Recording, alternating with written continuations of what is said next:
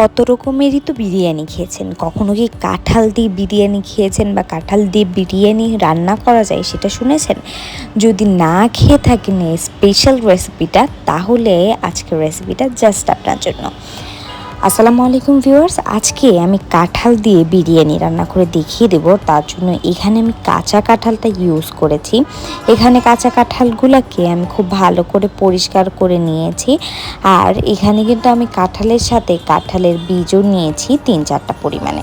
তো দেখেন কাঁঠালটাকে আমি এভাবে পরিষ্কার করে কেটে ধুয়ে নিয়েছিলাম হালকা পানি দিয়ে। এখন আমি চুলায় চলে যাচ্ছি রান্নার জন্য। একটা প্যান নিয়েছি, তার মধ্যে দিয়ে দিলাম সরষের তেল। সরষের তেলটার মধ্যে এখন আমি দিয়ে দিচ্ছি এখানে আমি পেঁয়াজ আর কাঁচামরিচ বেটে রেখেছিলাম, আদা বাটা, রসুন বাটা, জিরা বাটা দিয়ে দিচ্ছি।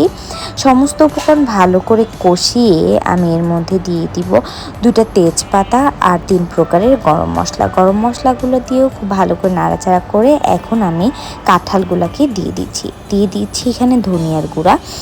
কাঁঠাল আর মশলা দিয়ে খুব ভালো করে মিক্স করে নিচ্ছি। এখন দিয়ে দিচ্ছি পরিমাণ মতন লবণ।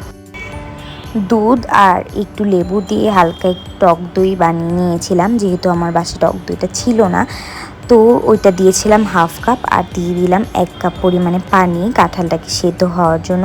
আর এখানে আমি আমার হোমমেড একটা মশলা আছে, সেই মশলাটা দিয়ে দিচ্ছি 1 টেবিল চামচ পরিমাণে। মশলার রেসিপিটা আমি ডেসক্রিপশনে দিয়ে দিব। এখন ঢাকনা দিয়ে ঢেকে রাখছি কাঁঠালটা সিদ্ধ হওয়ার জন্য। কিছুক্ষণ পর ফিরে আসলাম আর দেখেন আমার কাঁঠালটা কিন্তু সিদ্ধ হয়ে গিয়েছে। কাঁঠালটা আমি নামিয়ে রেখে সেই প্যানে তেল দিয়ে একটা পেঁয়াজ কুচি দিয়ে ভালো করে নাড়াচাড়া করে বেরেস্তা হয়ে আসার পর দিয়ে দিচ্ছি পোলাও চাল। পোলাও চালটাকে আমি এখানে ভিজিয়ে রেখেছিলাম। এখানে আমি 1 পট পোলার চাল আর 2 কাপ পরিমাণে পানি দিয়ে দিয়েছি। আর এখানে দিয়ে দিলাম কিছু কাঁচামরিচ। তার আগে আমি ঢাকনা দিয়ে ঢেকে রেখেছিলাম। কাঁচামরিচ দিয়ে নাড়াচাড়া করার পর আবার ঢাকনা দিয়ে ঢেকে রেখেছি। চালটা যখন একটু ফুটে আসবে তখন আমি যে কাঁঠালটা রান্না করে উঠিয়ে রেখেছিলাম সেই কাঁঠালটাকে দিয়ে দিচ্ছি। দিয়ে আলতো হাতে নাড়াচাড়া করে নিতে হবে।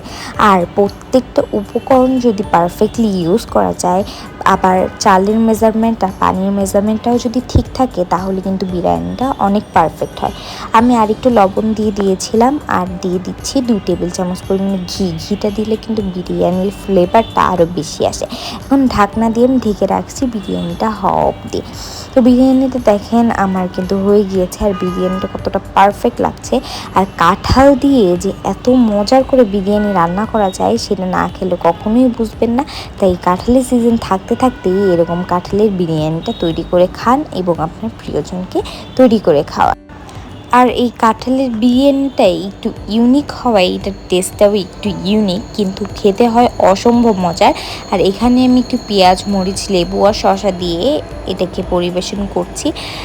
এই কাঁঠালের সিজন থাকতে থাকতে বাসায় একবার এই কাঁঠালের বিরিয়ানিটা তৈরি করে খান। আমার রেসিপিটা কেমন হয়েছে কমেন্টস করে জানিয়ে দিবেন। ভালো লাগলে একটা শেয়ার করে দিবেন।